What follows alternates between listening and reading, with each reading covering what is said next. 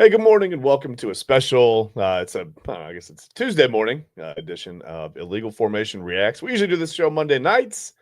This week we're doing it Tuesday morning. I don't know what day it is, TK. Keep trying to say the wrong day. I don't know. Is it Monday? Is it Tuesday? Is it October? Is it still October? Right? Yeah, it's still October and it's Okay. Tuesday. I didn't miss Halloween. All right, good deal. All right, it's Tuesday. Anyway, I tried to go live to somebody's Twitter feed there instead of a Facebook feed. It tells me I can't do that. It's mad at me for that one. Well, anyway, we got a pretty good show for you today. We're going to get in and out pretty quickly. We're eventually going to have to talk about the Cleveland Browns, unfortunately. I know it gets to be a little painful at times, but I am going to quickly I want to set the scene for you. Last night, I put my kids to bed. They went to sleep, whatever, they're in bed. I fell asleep hard, right? I wanted to watch a little bit of the World Series. I woke up. It was like 2:30. I don't know, 2:35. I went downstairs. I said, man, I missed the game. It's whatever. So I pulled it up on my phone to see what the final score was. And the game was still going on. All right. It was going into the bottom of the 18th inning. Yeah. Each of these teams scored in the 7th inning, and then no one scored until, well, you know what? Let's play the video. I'll show you exactly how much of the game I got to watch last night. This is exactly how much of Game 3 I saw. Legendary Game 3, second longest game in the history of Major League Baseball in the playoffs, right? Here we go. Los Angeles. Freeman sends a fly ball to center field. Varsho's going back before the catch strikes midnight. Freddie Freeman has ended it. It's a repeat hero with the last word on a Game 3 classic.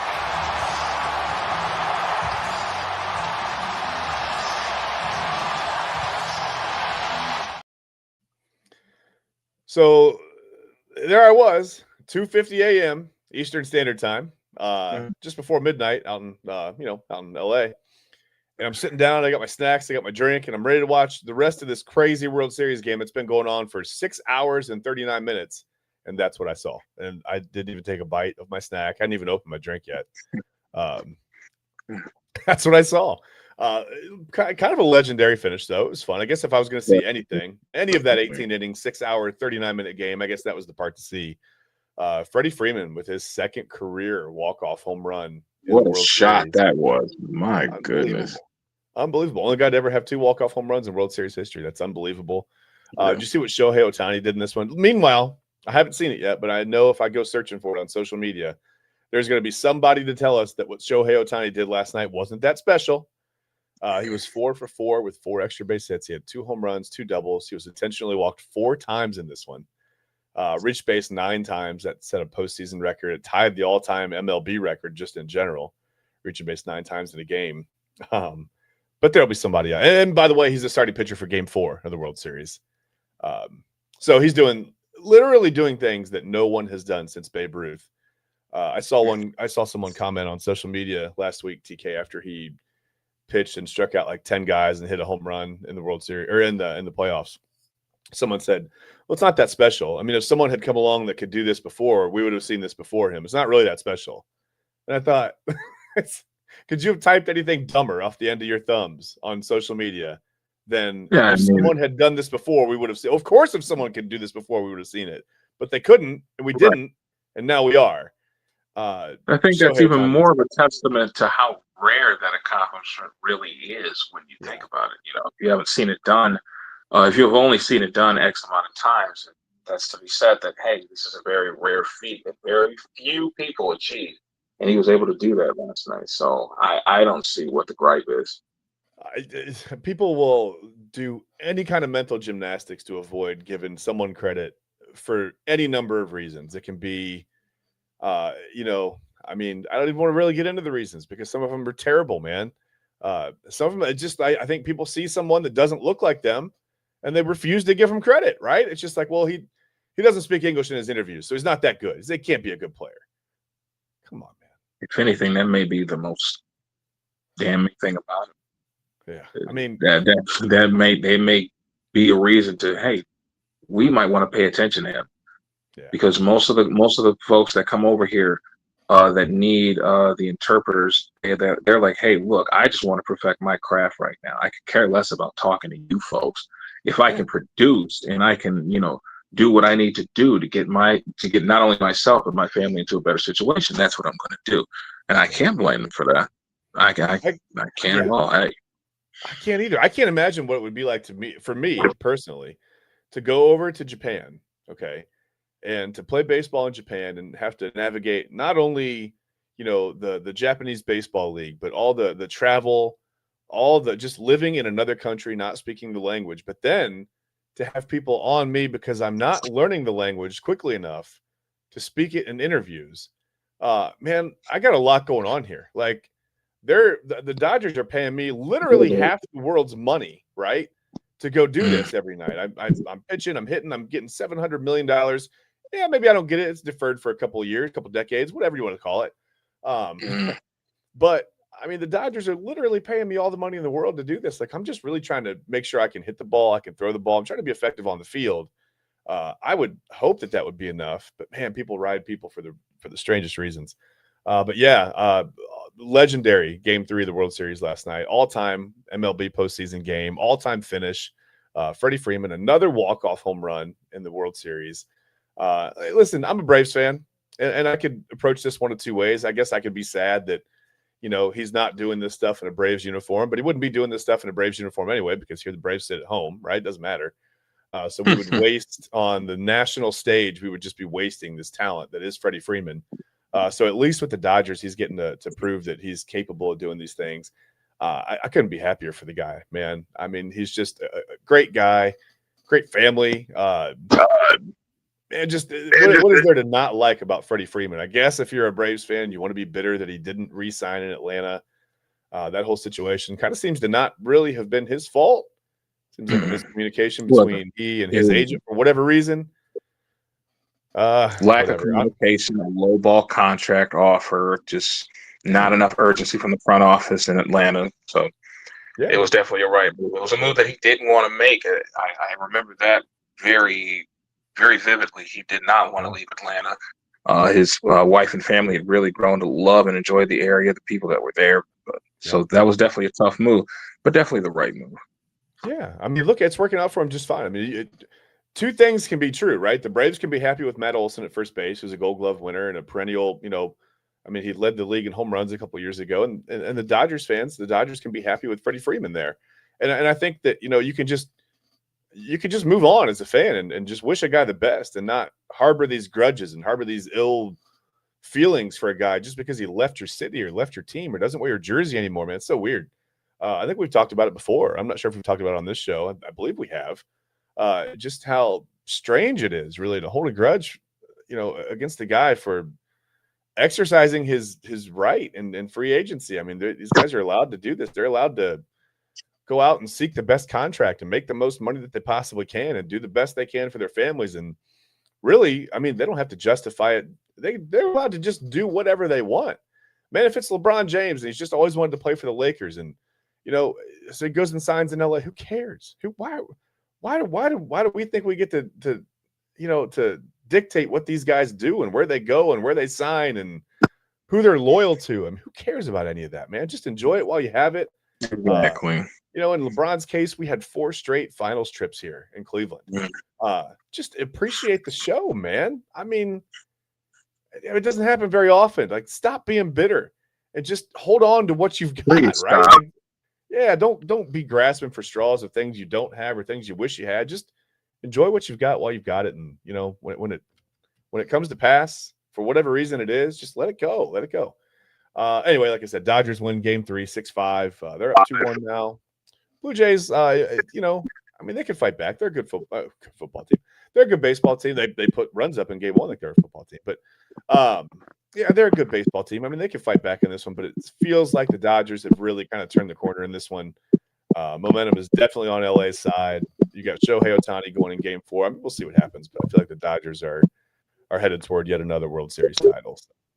So, congratulations to them. Congratulations to Freddie Freeman, and congratulations to Shohei Ohtani for just being, I mean, probably the best baseball player I've been able to witness in my entire lifetime.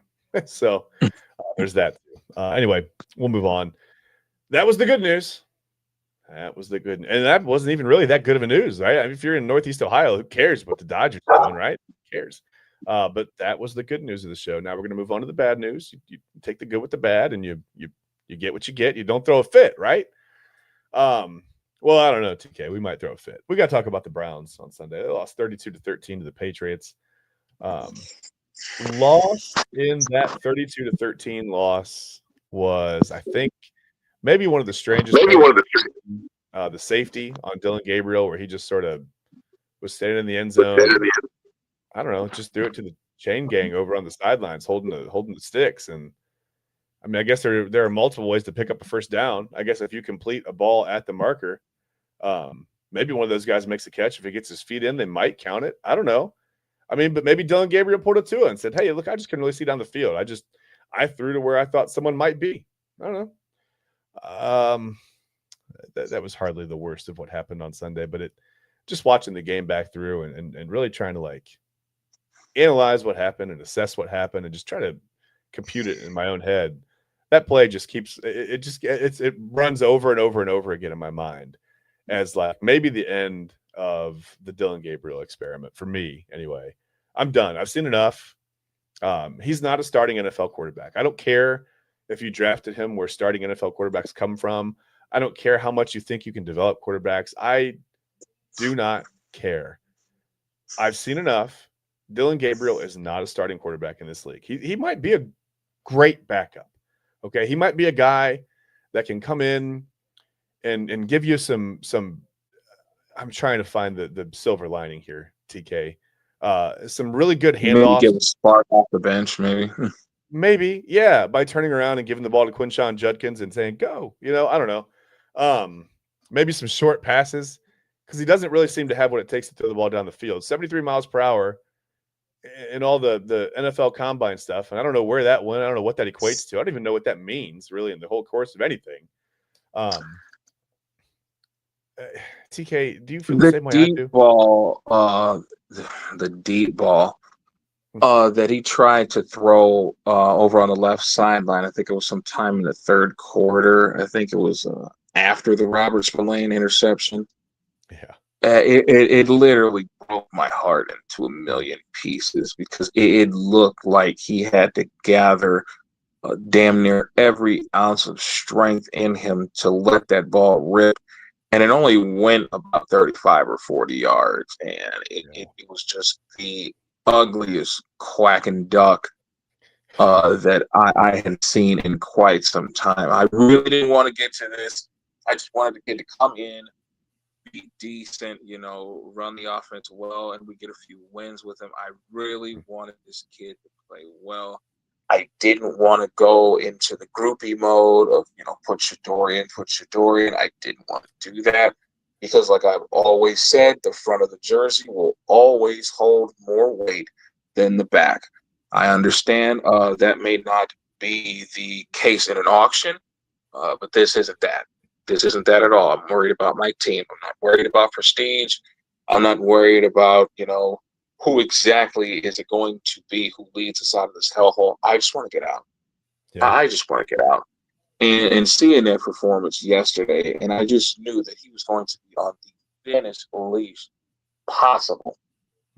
Granted, his draft status, being a third round pick and all that other stuff.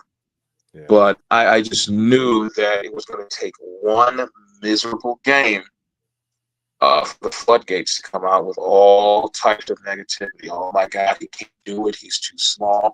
He has a weak arm. All he does is 4 to 5 yard checkdowns. He doesn't really look to see who's open. He lacks touch on throws longer than 15 yards. Just everything bad is just spilling out after this performance. And this is probably one of my biggest nightmares. This is exactly what I didn't want to happen to this kid. And it looks like it's happening a lot faster than what it was like. So, yeah, it's kind of disappointing. Well, I mean, we heard it from Double A on Sunday's pregame show. I mean, he talked about Dylan Gabriel being one interception away from, in the fans' eyes, losing that trust and losing his job and losing his whatever, the confidence, our confidence and his ability to go out there and win a football game in the NFL. And he's right. Well, I mean, yeah. I mean, here we are. And he threw 2 interceptions, and we said it on the show. We said it really felt like the Patriots game was going to be the game where Vrabel was going to have something for him, right? Where those passes that he had thrown against, the Steelers and the Dolphins, whatever, that maybe hadn't been picked, that probably should have been. It felt like that was going to be the day where all that came to a head, and they were going to get intercepted. They were bad things were going to happen. And they looked really good on the first drive. They came out and scored a touchdown, and I thought, hey, all right, early on, up 7, whatever. It was like 7-3, 7-6, and then it was 9-7. I'm like, okay, well, they're holding the Patriots to field goals. The defense is doing their thing. Pretty soon, the offense is going to figure it out because Kevin Stefanski, our head coach, TK, is an offensive genius. I've heard it said before. It has to be true because I've heard people say it. He's an offensive genius. He is an offensive genius. Can I speak it into existence if I just keep saying it? I didn't also heard Bigfoot was real and that pork wasn't the leading cause of death in black men, but that didn't prove to be true, not did it? There are a lot of things people say that don't ever really come out to be true. And I don't think Kevin Stefanski is an offensive genius. I don't know that he ever was. Maybe he was. Maybe he just had really good players in Minnesota, right? Maybe they had some really good football players, and his system worked because he had the right, I don't say 53 guys on the roster. 53 guys on the defense there. You got, whatever, defense has nothing to do with the offense, or at least running it. But maybe he just had the right mix of guys on that offense in Minnesota, and we said, hey, this looks really good. And Paul DePodesta, this was his pick for head coach. He said, hey, analytics-wise, as I look at the analytics, as I look at the numbers, and don't pay any attention to anybody's heart or soul or anything on the field at all. Don't give me on the field analytics. I just want to look at a row of numbers and give me player A, player B, player C, and I'll pick one based on analytics. The big thing for me with Stefanski, I think the only real thing that we can give him any type of grace for before he came to Cleveland, he was a part of that 2017 Minnesota Vikings coaching staff that was in the NFC Championship game that season. Remember the great season that Case Keenum was able to have, 3,500 yards, 22 touchdowns, only 7 picks.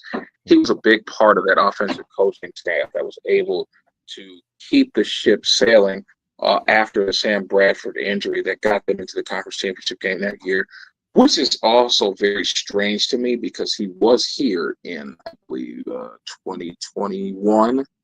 I believe we signed him that offseason. To be our backup quarterback, signed to a 3-year, $21 million deal. And when Baker Mayfield got injured towards labrum in I believe it was, was it the Houston game? It feels like that's right. Yeah, it feels like that's right. Houston or the Chicago game, either one. Mm-hmm. And I'm sitting here thinking, why not bring out Case Keenum to run this offense? He's a solid, cerebral enough quarterback to do so, and he's done. Why haven't we? Yeah, it just didn't make any sense. Nothing. Nothing. TK. Nothing they've done since 1999, unless they stumble onto something accidentally, makes any sense. Very true. Very true. So very true. Whatever. I'm looking at the standings, the AFC North standings. It's a winnable division. Not if you're brown and orange. Not for us. No, if you wear brown and orange, it's not. And here are the Browns. They've given out the second fewest points in the division. Okay, they've given up 184 points. But every other team, the Bengals, the Browns, the Bengals, the Steelers, and the Ravens, have scored either 175 or 174. They're right there. It's wild. The Bengals and the Ravens have both scored 174 points. The Bengals have done it in 8 games. The Ravens in 7. Steelers have scored 175 points in 7 games, and the Browns have scored just 126 points in 8 games. It doesn't look like that's going to get any better any soon. If you watch Dylan Gabriel stumble around in the backfield on Sunday, like, I don't know, me when I wake up from a 2-hour nap and I don't know what day it is and what time it is or where my legs are, it looked like whatever. The Bengals are probably going to win this division. The Cincinnati Bengals are likely going to win this division. Although they found a way to lose to the Dolphins on Sunday. That was amazing. Jets. I'm sorry, the Jets. It doesn't matter. It's the same team. It doesn't matter. Same division. I don't care. It's the same team. It doesn't matter. I don't care if it was the Dolphins or the Jets. It could have been UTEP for all I care. It doesn't matter, TK. Could have been the Mean Machine. You lose like that. Thanks for correcting me, though. I do care. I do care about you making sure I'm on the right path. Not a problem. Yeah, the Steelers are straight up in points, 175 given up, 175 scored. Every other team is at a deficit in this division. And I don't know. I guess the Steelers are probably really going to win the division at the end of the day. They're probably going to go 9-8 and win the division. And I just – this should have been the Browns' year to finally have a shot to win this division. It should have been. But we can't put a quarterback on the field that's even serviceable, that can even move the football, let alone score points, right? Let alone get first downs. And I mean, we can't even get ahead of the chains. We can't even have like a 3rd and 2, a 4th and 1, maybe in plus territory where we think about going for it. It's just all turnovers and punts, man. That's all it is. It's turnovers and punts. I'm getting to the point where I'm tired of talking about it. Sometimes it's kind of good because I feel like it lets me vent a little bit. You know, you got to get it off your chest. All we've been doing is venting for a majority of the season. That's it. That's all we do is vent. That's all we do is vent here. And it just I don't know. Are you done with the Dylan Gabriel experiment? Do you need to see any more out of him? Do you want to see, I want to see Shedeur Sanders have a chance to run this team. And I don't care. Listen, I don't care if it gets worse. People say, well, what if it gets worse? Who cares? I mean, it's already just about as bad as it can get. They're 2-6. It's not like they're 5-3 or they're 4-4 and they're sitting here in the hunt. I mean, yeah, technically they're on the bubble because no one's mathematically eliminated yet in the NFL, but it's coming. I mean, yeah, it's coming. The Dolphins, Jets, and Browns are going to be the first round of teams that get eliminated mathematically. We know that. That's coming soon. And the Titans, for that matter, the Titans are 1-7. They're also, it's coming up for them. But I mean, God, they're 0-3 in the division. They're 0-4 on the road. They play so well at home, though. They're 2-2 at home. They haven't looked good at home. They haven't looked good on the road. They haven't looked good in neutral sites. They haven't looked good on paper. They haven't looked good in theory. The defense is pretty good, but that's it. And even Myles Garrett, 5 sacks, franchise record, 5 sacks, 5 quarterback sacks on Sunday against Drake May. And they had Drake May looking confused some of that game, but the Patriots still put up 32 points. You got to think that's the craziest thing in the world, to do something of that level. He truly looked like LT in 1986 in that game.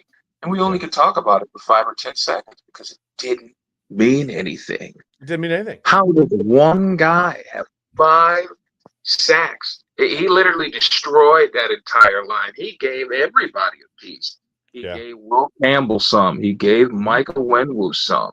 He even gave Garrett Bradbury, and I think he gave Jared Wilson some too. He gave everybody on that offensive line a little Anybody something. who got in there and thought they wanted some got it. Yeah, a little something. Alex Wright was also decent in this game as well. I'm really starting to like that young kid a lot. We've been looking to partner Myles Garrett with somebody since he's been here. And it's been a hell of a crapshoot. Granted, we get the 1 9.5 sack season from Olivier Vernon, got another 9.5 sack season out of Jadeveon Clowney. But at the same time, it's just like, we just need that consistent partner for Myles Garrett on the other side of the line. Yeah. And Alex Wright is looking to do some damage, or at least prove himself somewhat worthy of being that potential partner. He looks great this year. But when you can't do anything else, we already knew what the offense was going to be like. They're going to stack the box. Quinshon Judkins, you are not running all over us. This is not going to happen. The fact that young man only played 18 snaps Sunday, I thought it was a typo when I seen that. I'm like, listen, I understand they got the box stacked. They should know what you want to do. You have no one out there that scares anybody. You have no real threats. Granted, you have 2 former Pro Bowlers. Neither one of them is playing like it. No. So it just becomes a matter. Not been good to our former Pro Bowlers at all. Right. They usually turn out to be 1-year wonders, and that really that still bothers me to this day. But that's neither here or there. No, but, Dylan Gabriel was only sacked 1 time for all the vitriol we're throwing at him. I mean, he was only hit really 1 time, sacked 1 time in the game. But still, like I said, just 156 yards, no ability to really throw the ball down the field, 2 interceptions. Drake May threw an early pick, I believe, whatever, but it doesn't. He got sacked 6 times, 5 of them by Myles Garrett. Nobody, by the way, had a game like Myles Garrett in NFL history and lost by more than 3 points in an NFL game until the Browns managed to make history once again. Going the wrong way, but they made history once again. Our Browns, they continue to do it. Oh, man. I don't know what else to say about it. I really don't. I'm looking at playoff percentages, the chance for teams to get into the playoffs. And, I mean, the Browns, hey, let's give them some credit because they're slightly ahead of the Dolphins, Jets, and Titans, right? The Dolphins, Jets, and Titans have less than 1% chance, or about a 1% chance or less, I should say, because the Dolphins are sitting at 1 to get into the playoffs. The Browns are 3%. Hey, that's not so bad, right? 3%. That's pretty good. Does that count as in the hunt? We talked about Sunday on the show. We wanted to see him in the hunt. Does that count as in the hunt? No, I don't think so, does it? Let's not do that. The Giants are sitting at 2% over in the NFC. I'm sure you saw the injury to Cam Scatterbo on Sunday. That was awful. Yeah, that stung. We were so excited for that young man. He came in and gave them instant juice. Him and Jackson Dart. So definitely devastating to see. And I think you can see just how well liked he is, by the way, on that roster, in that locker room. You could just, I mean, obviously the reaction to, I mean, it's a physical reaction to a gruesome injury, but it seemed like more of an emotional reaction to just the fact that it was guys on the field looked sick for him. You know what I mean? I hope that he's able to come back and hopefully his surgery goes well. You know, again, prayers up for him because it looked bad. It looked really, really bad. And you want things to go well, man. I never want to see anybody get hurt. I don't care who it is. But yeah, especially in a situation like that, you hope he's going to be okay. But yeah, I mean, the Browns are sitting at 3% chance to make the playoffs, and right above them is the Ravens, and the Ravens have a 57% chance to make the playoffs. I guess that's based on getting Lamar Jackson back, and it's definitely not based on record right now. Yeah, they're 2-5, but he has to come back first, though. Yeah, that's the thing. You're not doing anything with either Tyler Huntley or Cooper Rush. I don't give a damn that you guys beat the Bears Sunday. Yeah. The Bears beat themselves. Well, the Bears do that a lot. I mean, yeah, you're going to see that quite often. So that's not saying much of anything. Got to make sure you get Lamar back. But that was a big win for the Baltimore Ravens. I will say that. Yeah, I mean, hey, give them credit. They're able to go out there, in adverse conditions and show that they're a good enough football team and that they're cohesive enough, and the coaching staff, and they're able to go get a win like that. I would have zero faith in the Cleveland Browns right now to go out and beat a team like the Chicago Bears. I mean, zero, none. I have zero confidence in the Browns. TK, we talked about the schedule. It's full of winnable games. I wouldn't be surprised at all at this point to see them finish 2-15 or 3-14. I think the air is out of the balloon. The whatever. I mean, whatever. I don't know. I mean, whatever analogy you want to use, it's true. It's just this team is flat. They look done. The defense was so good on Sunday. 6 sacks, 5 sacks from one guy, and they still gave up 32 points because the offense just can't stay on the field. They can't move the football. They can't get first downs. They can't score points. They can't even throw the ball near an actual player who's on the team. I mean, I don't know. Shedeur Sanders has to be a better option at this point, right? Or at least can we just find out? Somebody, please, let's find out. Let's find out. Let's just find out. Let's end the Dillon Gabriel experiment for now. Let's put that on the back burner. Maybe he needs some time to develop. I mean, if you still believe in Dillon Gabriel, please, if you're watching right now and you believe in Dillon Gabriel, comment and tell me why. I'm not going to argue with you. I just want to see I would love to see an alternate point of view on this, because what I watched from that game on Sunday does not give me any confidence in Dillon Gabriel. It has nothing to do with him as a person. Has nothing to do with Shedeur Sanders as a person. Nothing. I don't care about who's a fan of who or who wants who to play what. It doesn't matter to me. I just want to see my team have a chance to win football games. I would love to see that.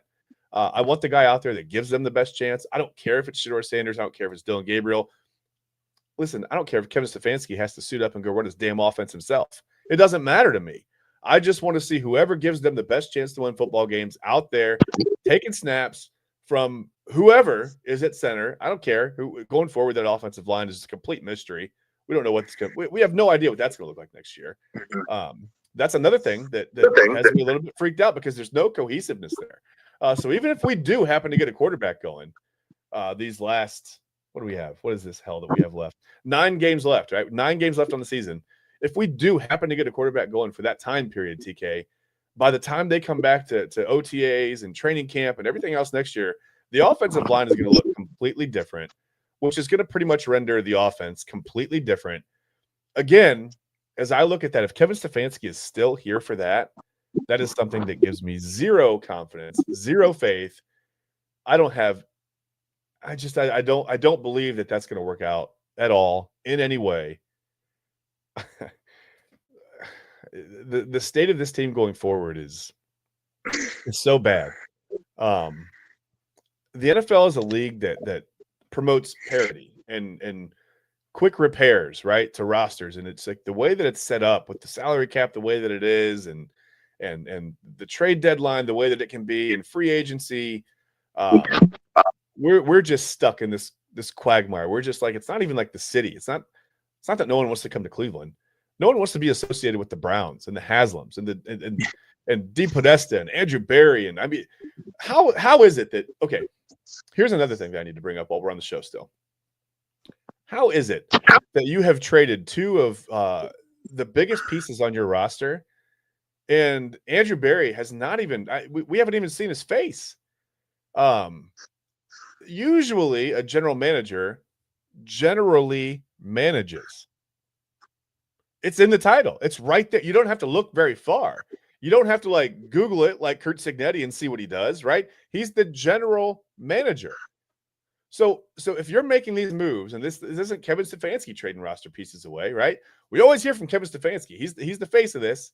He's the mouthpiece, right? We always hear from Kevin Stefanski. Maybe that's why we're so mad at him. I don't know.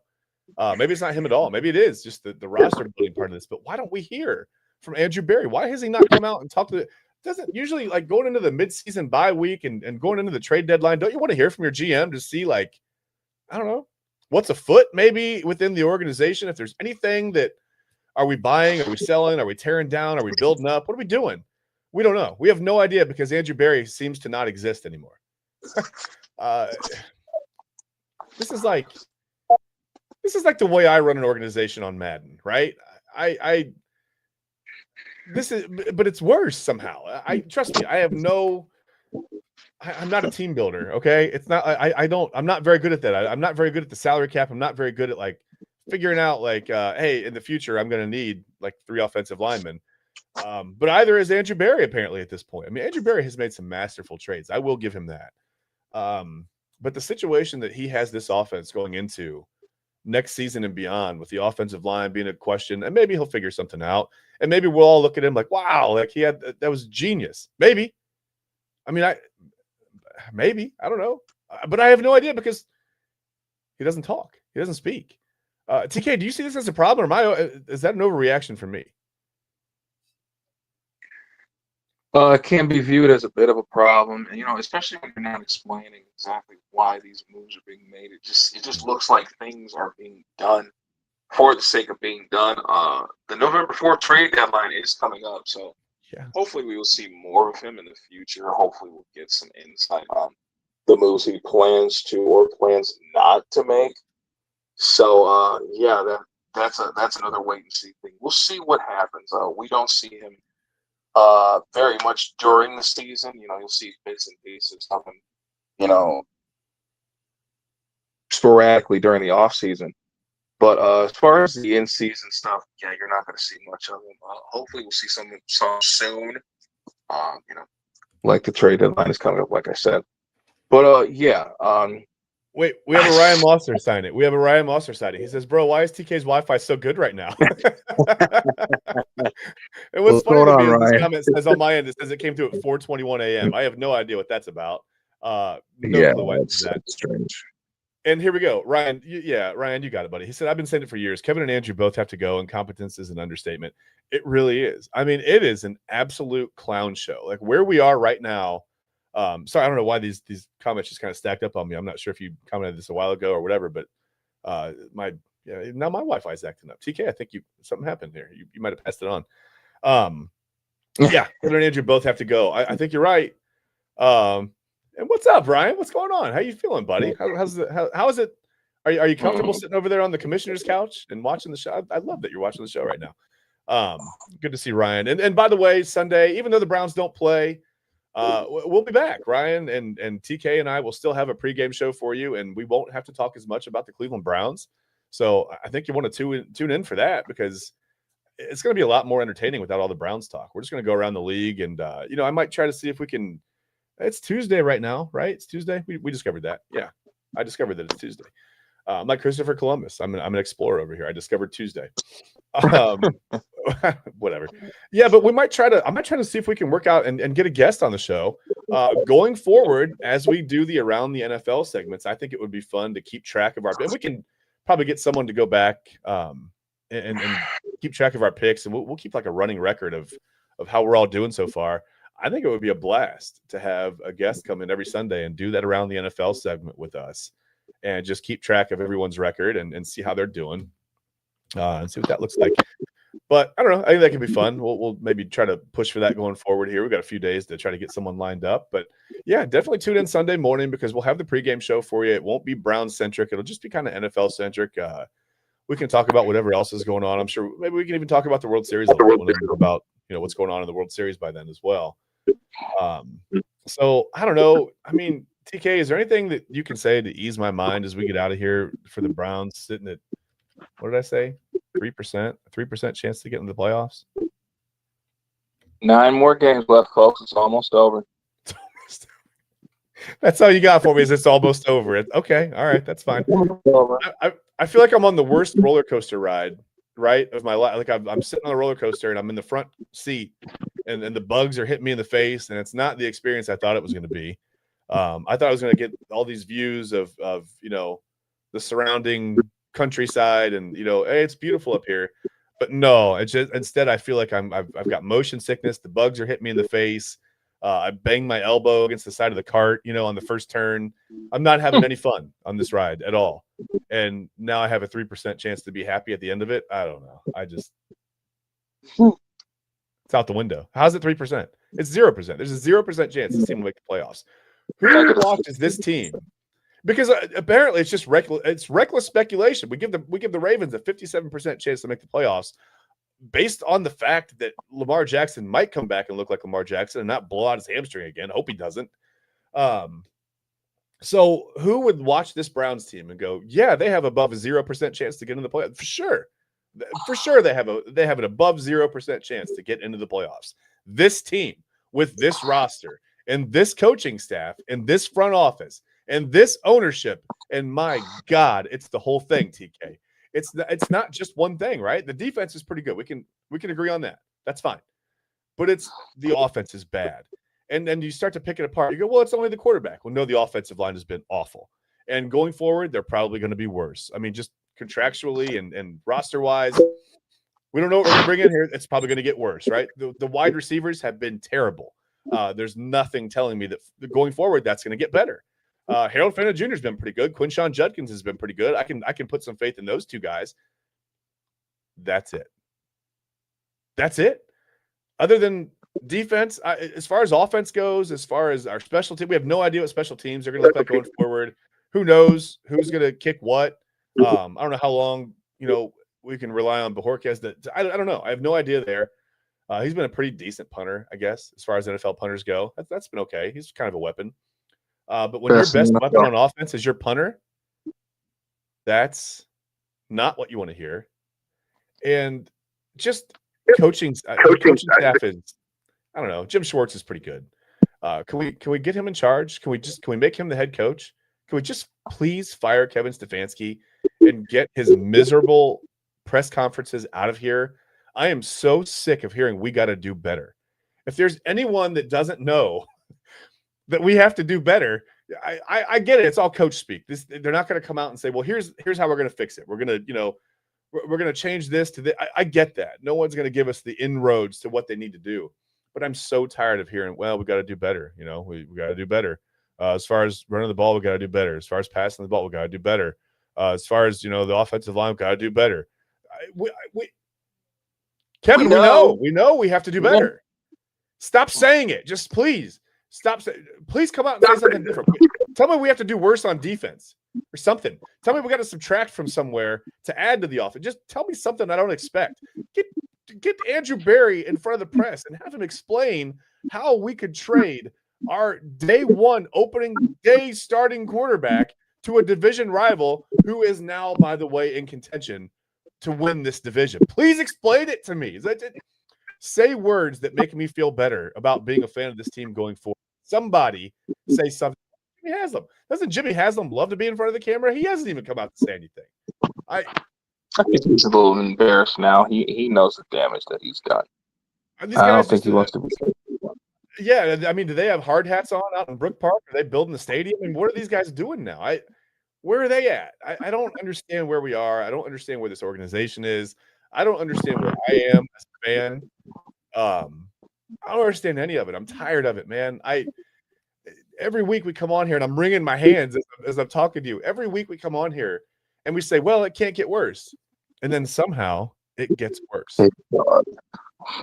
It's amazing. So let's just put listen, I don't care if we put Shedeur Sanders out there and he starts next Sunday and he goes 3 for 32 with 14 interceptions. I don't care. I just want to see if we have anything in him or not.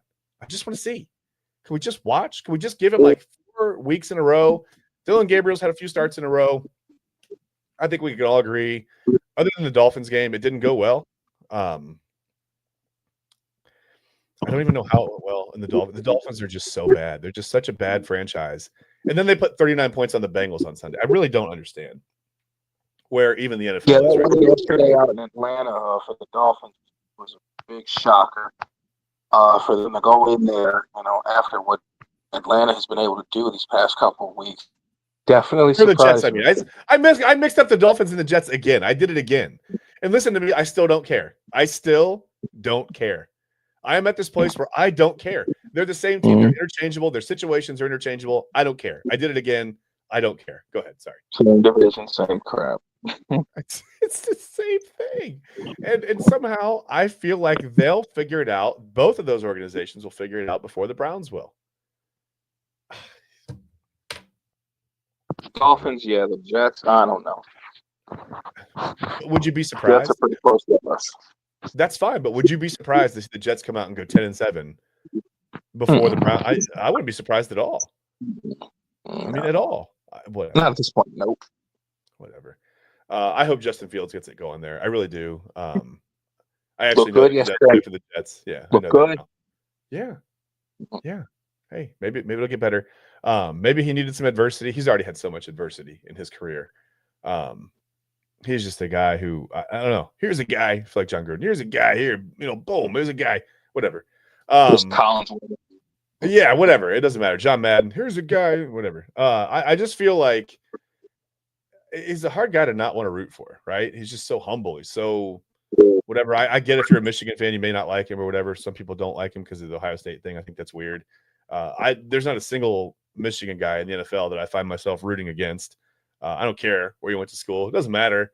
I mean, the rivalry is a rivalry on the field in college. It's fun, whatever, but I have no ill will toward these guys. I hope they all play. It doesn't matter to me.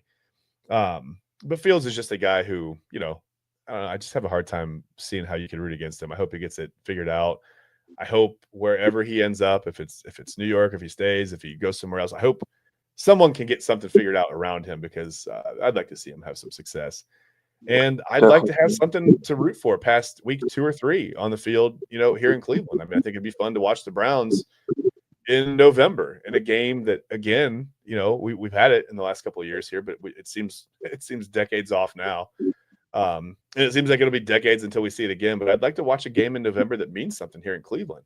I have specific memories of sitting in my wife's studio, putting a desk together that she had ordered, watching Baker Mayfield and the Browns play And I think it was like beginning of December, and it was like such a meaningful game, and it was fun, man. It was like playoff implications were there, and you had to worry about things like seeding and things that we just don't even consider after week 4 or 5 anymore, because the Browns are so bad, and it's so obvious that they're so bad after week 4 or 5 that who cares about the playoffs, right? It's all about it's all about next year's draft and what quarterback we're going to take and what wide receiver, or if we're going to trade for this guy let's fix the offense by trading for Garrett Wilson.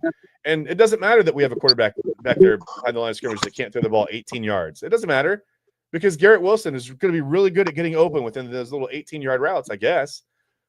He's going to change everything. Listen, I don't want to do that to Garrett Wilson. This poor guy. I know we want him here, and you guys got upset with me. My dog got upset with me when I asked the question on the show on Sunday.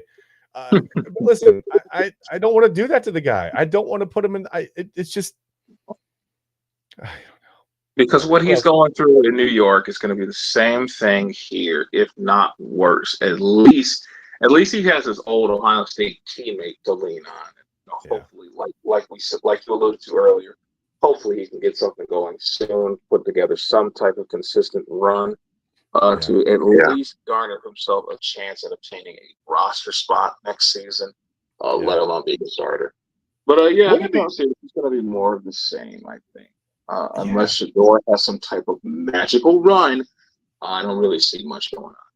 But wouldn't it be fun if we had an established quarterback right now that we knew could play the game, right?